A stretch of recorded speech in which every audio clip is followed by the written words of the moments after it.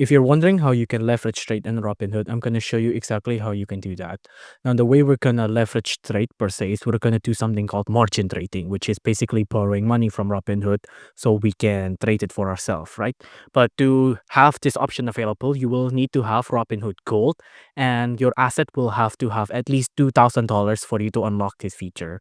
So make sure you have Robinhood Gold, and you also have about $2,000 on your assets, right? You can get Robinhood Gold for about $5 per month here. So you can get it from here, robinhood.com/US/EN/gold. Now, after that, if you have all of those necessary steps, all you have to do is you have to go to the person icon on the bottom right, and then you just have to tap the three-line menu icon in the top right. After that, just select the yellow icon on the top right, and then you can select on margin investing and turn that on. After that, you just have to wait for the check to check your eligibility, and then that's it. You can select confirm, and you have margin trading or leverage trading confirmed and on your account.